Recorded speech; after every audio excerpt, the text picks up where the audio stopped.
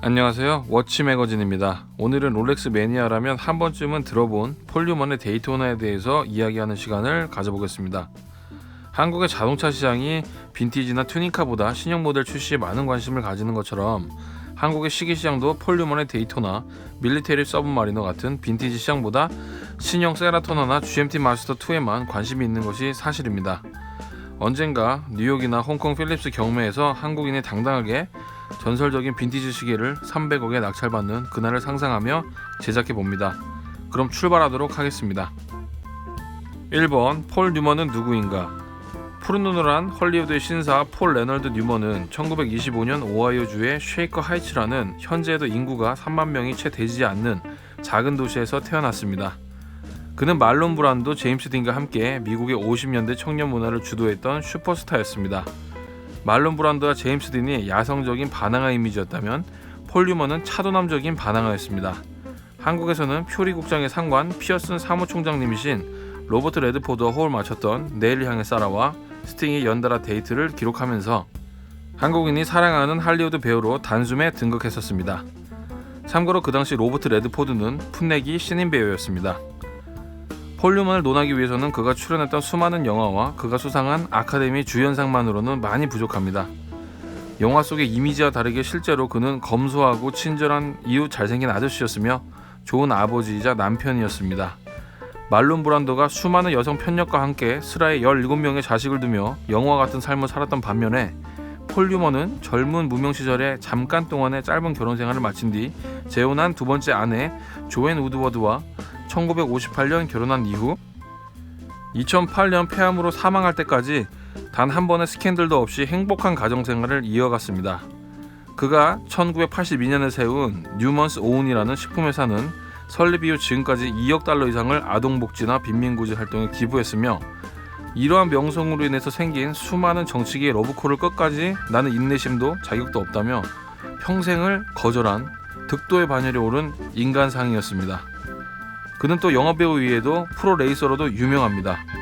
1979년에 24시간 살인적인 경주 스케줄을 소화해야 하는 프랑스 르망 24시간 레이스에 참여해 2위에 오르는 기염을 토하기도 했습니다. 1997년에는 72세의 나이로 플로리다 데이토나의 24시간 레이스에서 3위에 오르면서 24시간 좋아하시네요? 자동차 경주 공식 대회 최고령 수상자로 기네스북에 등재되기도 하였습니다. 또 덧붙이면 탐 크루즈를 레이싱의 세계로 인도한 안내자도 바로 폴 뉴먼이었습니다. 그의 첫째 딸 넬은 그에 대해서 이렇게 말했습니다. 절대로 그가 가진 어떤 것도 남에게 과시하려 하지 않았으며 누구도 그의 이름을 딴 빌딩을 짓지 못하게 했다. 75살이 됐을 때 다른 사람에게 박수를 받을 만한 공식 석상에 나타나지 않기로 결심했었다. 그는 그런 것들을 너무 싫어했다. 두 번째, 폴 뉴먼의 데이토나는 어떻게 세상에 나왔는가? 제임스 콕스라는 한 대학생이 있었습니다. 그는 학교 가는 길에 한 금발의 여성에게 반해서 끈질긴 구애를 하게 되고 결국 둘은 연인으로 이어졌습니다. 그녀의 이름은 넬 파치였습니다. 그리고 얼마 후 콕스는 자신의 여자친구의 실명은 넬 뉴먼이며 헐리우드의 전설 폴 뉴먼의 딸이라는 사실을 알게 됩니다. 그 당시 폴 뉴먼은 헐리우드의 화려한 생활을 거부하고 코네티컷의 전원 생활을 즐기고 있었습니다. 딸의 남자친구로서 콕스는 폴 뉴먼에게 단풍나무 위에 트리하우스를 복원해주겠다는 제안을 했고 5주 정도 걸리는 긴 복원 작업을 시작하게 됩니다. 그는 인터뷰에서 그때를 이렇게 회상합니다. 폴은 저녁 때마다 진행 상황을 보러 들렀었습니다. 트리하우스는 우리의 공통 관심사였죠. 그 기간 동안 매일 저녁을 함께 먹으며 이야기했습니다. 그리고 폴의 집에는 항상 누군가 나타났었는데 유명한 분들이셨을 텐데 그 당시 저는 너무 어려서 아무도 기억나지 않습니다. 어느 날 폴이 저에게 시간을 물어봤습니다. 저는 시계가 없어서 모른다고 했죠. 그러자 폴이 저에게 여기 시계가 있다. 잘 감아주면 시간을 잘 알려줄 거야 라고 시계를 주었습니다. 그게 바로 그 데이토나였습니다. 이렇게 폴 뉴먼의 데이토나를 받은 콕스는 아무 생각 없이 10여 년을 막 차고 다니다가 1990년대 한 행사장에서 한 일본인이 자신의 손목을 가리키면서 폴 뉴먼 이라고 외치는 것을 들은 이후에 쟤는 도대체 내 시기를 어떻게 알았지? 하고 궁금해서 집에서 위키피디아 사전을 펼쳐보고는 깜짝 놀래고 맙니다. 자신이 가지고 있는 시계가 위키피디아에서 한 페이지를 풀로 장식하고 있었기 때문이죠. 그는 그 이후 시계를 금고에 보관하다가 폴 뉴먼이 살아있었다면 무엇을 원했을까를 생각해보고는 헤어진 지 10년도 넘은 여자친구인 넬 뉴먼에게 연락하게 됩니다. 폴 뉴먼이 세상을 떠나고 2년 후에 세운 넬이 설립한 넬 뉴먼 재단의 경매 낙찰 금액의 대부분을 기부한 조건으로 이렇게 폴 뉴먼의 데이토나는 세상으로 나오게 됩니다. 세 번째, 폴 뉴먼의 데이토나, 세계에서 가장 비싼 손목시계가 되다. 이 시계는 그의 두 번째 부인인 조한 우드워드가 1968년에 300불에 구매해서 폴 뉴먼에게 준 것입니다. 그 당시 폴 뉴먼과 조한 우드워드는 더 위닝이라는 레이싱 영화에 같이 주연으로 출연하고 있었습니다. 케이스 뒷면에 Drive Carefully Me 라고 새겨져 있으며 이는 영화 찍을 때 운전 조심하라는 의도로 해석이 됩니다. 다이얼은 크림색이고 검정색 섭다이얼과 붉은색 데이토나 레터링이 조합되어 있습니다.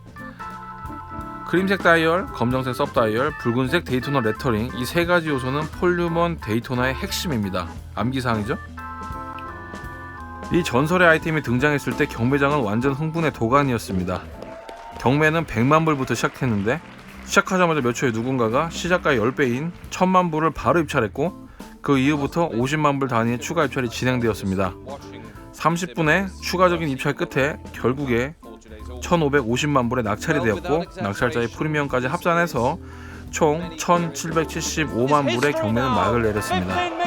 거의 200억이죠? 적어도 손목시계 경매 역사를 새로 쓰는 기록이 탄생하고야 맙니다. 네 번째, 시계 수집가들에게는 세상에서 가장 치명적인 유혹, 폴 뉴먼의 데이토나. 사실 폴 뉴먼이 착용했던 데이토나만 폴 뉴먼의 데이토나인 것은 아닙니다. 폴 뉴먼의 데이토나는 이렇게 생긴 빈티지 데이토나를 총칭하는 이름입니다. 이유는 폴 뉴먼이 찼었던 데이토나와 같은 다이얼판 모양이기 때문입니다. 쉽죠? 다음 사진을 보겠습니다. 재미있는 것은 위에서 왼쪽 데이토나와 오른쪽 데이토나는 똑같이 1967년에 생산된 레퍼런스 6239입니다. 그런데 2013년에 똑같은 경매에 나와서 왼쪽은 3천만원 정도에 낙찰이 됐고 오른쪽은 거의 1억에 낙찰되었습니다. 차이는 뭘까요? 단 하나입니다. 왼쪽은 다이얼이 폴 뉴먼 데이토나가 아니고 오른쪽은 폴 뉴먼의 데이토나이기 때문입니다. 다른 이유는 하나도 없습니다. 조금 더 깊이 파보겠습니다. 섭 다이얼의 데코레이션에서도 일반 데이토나와 차이가 극명하게 있습니다. 폴 뉴먼의 데이토나는 우선 섭 다이얼에서 폰트가 더 통통하고 짝대기죠. 해시마크 끝에 정사각형이 달려있네요. 그리고 오른쪽 밑으로 보이는 데이토나 붉은 글씨도 중요하죠. 재밌는 사실은 폴 뉴먼의 데이토나 다이얼은 생산을 하다가 인기가 없어서 바뀐 것입니다. 그래서 수량이 적은 것이죠. 또 그 당시 롤렉스는 지금같이 100% 자가 생산을 하는 브랜드가 아니어서 다이얼판을 징에르라는 회사에서 사서 썼습니다. 이거 하도 발음으로 지적을 많이 받아서 영어 발음 쓴다고 독일어로 하겠습니다. 징에르. 즉 폴 뉴먼 데이토나 다이얼판은 롤렉스 스타일이 아니고 징에르라는 회사가 추구했던 스타일이었다는 것이죠. 이 사진이 증거입니다. 이 회사가 버케인에 납품했던 다이얼입니다. 해쉬 끝에 정사각형 똑같이 달린 거 보이시죠? 똑같죠? 자, 그럼 왜 폴 뉴먼의 데이토나를 수집하는 것이 위험한지 이제 대충 감이 오실 것 같습니다. 다이얼은 사실 바꾸면 되는 것입니다. 시계의 본질적인 부분은 아닙니다. 그래서 다이얼 이식 수술이 판을 칩니다. 실제로 수정을 가하지 않은 폴 뉴먼의 데이토나를 찾기는 쉽지 않습니다. 저희 독자분들 중에 애덤 리바인 같이 폴 뉴먼의 데이토나 모델에 관심 있으신 분들을 위해서 조심하시라고 가장 많이 당하는 사기 수법을 알려드리겠습니다. 그것은 바로 6239 폴 뉴먼 다이얼을 6241 평범한 다이얼 모델에 이식해버리는 경우가 가장 많습니다. 왜냐하면요, 6241 폴 뉴먼이 6239보다 15%가 더 비쌉니다. 그렇게 수합을 하면 결국 어떻게 되죠? 자기는 15% 가격이 뻥튀기 된 6241과 평범한 6239를 보유하게 되는 것이죠. 그냥 한번 수합했는데 몇천만원 버는 겁니다. 그래서 인터넷에서 볼 수 있는 매물 중에 성형 폴 뉴먼 데이토나가 참 많습니다. 결국 빈티지 모델은 절대 인터넷이나 병행업체에서 사면 안 됩니다. 사실 분들은 필립스 경매 등 유명 경매를 이용하는 것을 추천합니다. 물론 수수료는 비싸죠. 5번째, 스티브 맥킨의 서브마리너 대 폴 뉴먼의 데이토나. 죽음도 막지 못한 라이벌전. 사실 이번 경매는 자선 경매의 성격이 짙었습니다. 경매 전부터 넬 뉴먼 파운데이션에 기부할 것을 분명히 하고 시작했기 때문이죠. 물론 제가 낙찰자의 마음을 다 알 수는 없지만 적어도 폴 뉴먼이 살아온 길에 대한 존경의 마음과 이 시기에 담긴 그와 그의 가족의 아름다운 이야기에 대한 대가를 지불한다는 인식이 있었던 것은 확실하죠. 한때 폴 뉴먼의 라이벌 배우이자 레이서로서 한 시대를 풍미했던 스티브 맥퀸의 경우도 영화에서만 태그 오이어 모나코를 차고 실제 생활에서는 서브마리너 매니아로 유명했습니다. 하지만 그의 서브마리너는 아직 경매에서 8억을 넘지 못했습니다.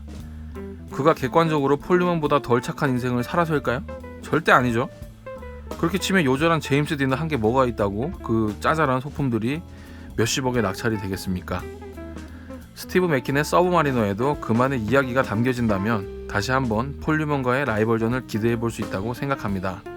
참 빈티지 세계는 깊고 미묘합니다. 이상으로 워치 매거진이었습니다. 시청해 주셔서 감사합니다. 여러분의 구독과 좋아요가 창작에 큰 힘이 됩니다.